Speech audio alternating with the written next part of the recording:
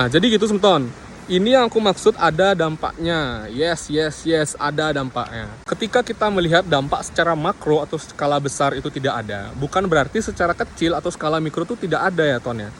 Apapun bencana alamnya, segede apapun atau sekecil apapun, lalu permasalahan yang ada segede apapun dan sekecil apapun, kebijakan bagaimanapun itu semua akan ada dampaknya. Tergantung sekarang dampaknya itu kecil apa besar. Kalau jalan ini kan dampaknya kecil ya kita hitung skala mikro, karena yang mengalami hanya beberapa orang saja, beberapa bagian masyarakat saja. Tidak secara besar gitu dampaknya. Tapi bukan berarti tidak ada. Kalau kemudian hari ini kita mengatakan itu tidak ada sama sekali, ya susah juga. Ya kan, dari mana risetnya, dari mana kemudian kita katakan itu tidak ada. Terus objektif melihat semua masalah itu tidak boleh kita terafiliasi atau apapun. Maka kemudian banyak ada keluhan di sosial media. Di lapangan terlihat jelas. Lalu kemudian hal-hal lain. Kalau kita melihat pejabat, jelas tidak terdampak. Kalau kita melihat diri kita sendiri, yang kita bisa beli kopi 15.000 hanya untuk minum kopi, beli nasi harganya 20.000, 15.000, dan masih kita biasa aja, dan itu pengeluaran biasa aja, ya jangan ngomong terdampak ya.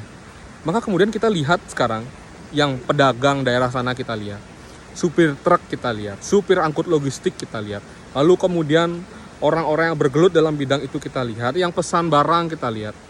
Itu yang harus kita ajak ngomong, bukan malah kita ngajak ngomong, oh bagaimana tanggapan Bapak nelayan terhadap rusaknya atau jebolnya jalan di Bajro. Ya nggak mungkin.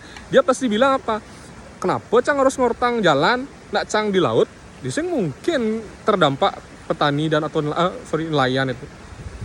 Maka kemudian kita harus ngajak ngomong orang yang tepat. Maka kemudian orang yang tepat itu apa? Oh, yang bergelut di bidang itu, yang terugikan antara sektor itu gitu. Maka itu yang saya maksud harus objektif. Tapi nice, dan kita harus apresiasi sebesar-besarnya untuk Pemprov Bali karena penyelesaiannya cukup cepat sekali, bahkan ini baru tes namanya. Karena apa? Ketika jalan jebol itu mulai langsung ditanggapi, perbaikan berjalan dengan cepat. Lalu kemudian ada dampak atau potensi terjadinya inflasi, itu tim yang bertugas atau yang berwenang akan hal itu langsung bertindak, langsung menggelar rapat, membahas gitu.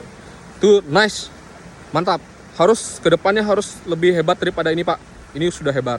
Tapi jangan lupa yang lain juga masih ada dampaknya, masih ada urusan. Gianyar, Bangli, dan lain-lain, jalan-jalan lintas kabupaten.